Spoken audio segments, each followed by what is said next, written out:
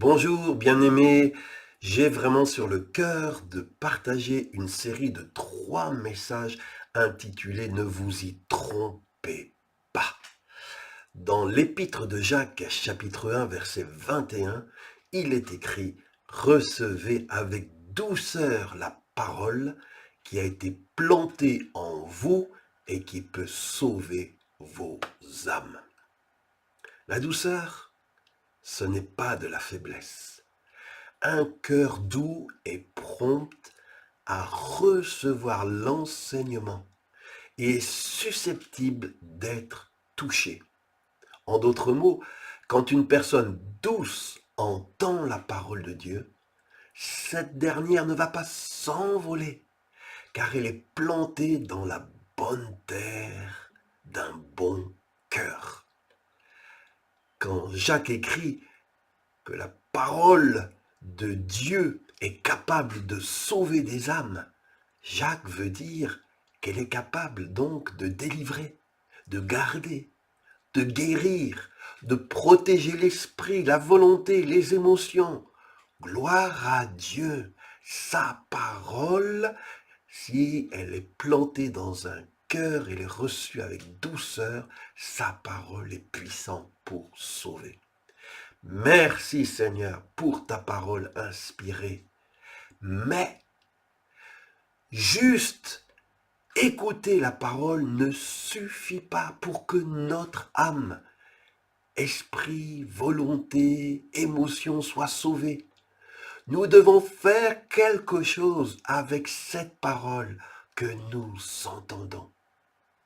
Peut-être connaissez-vous ce vieux dicton: s'asseoir dans une église ne fait pas plus de vous un chrétien que vous asseoir dans un garage ne fait de vous une voiture. Des milliers de personnes sortent de leur église chaque semaine avec les mêmes problèmes, les mêmes soucis, les mêmes péchés que quand ils y sont entrés. Ils disent que la parole ne marche pas pour eux. Cependant, je pense que Jacques faisait mention de ces mêmes gens quand il écrivait « Mettez en pratique la parole, ne vous bornez pas à l'écouter en vous trompant vous-même par de faux raisonnements. » Jacques chapitre 1, verset 22.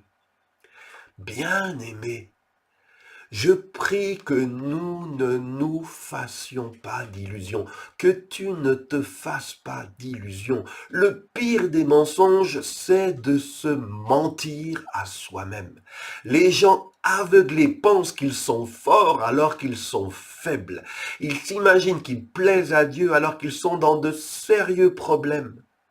Les gens aveuglés sont induits en erreur en pensant qu'ils font tout juste, alors qu'en fait, il n'y a pas grand-chose de juste dans ce qu'ils font.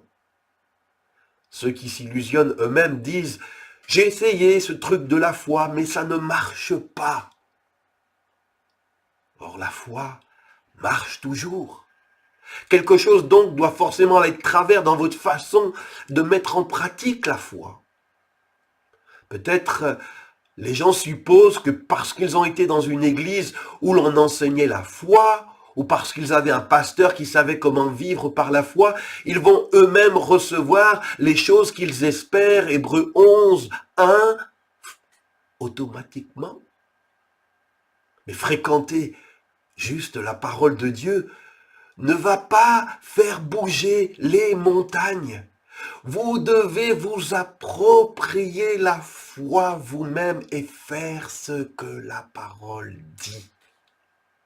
Honnêtement, vous pouvez écouter mes enseignements vidéo. Vous pouvez lire la Bible jusqu'au retour de Jésus.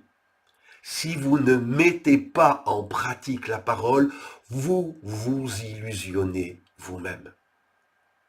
Qu'est-ce qu'il faut pour être une personne qui met en pratique la parole?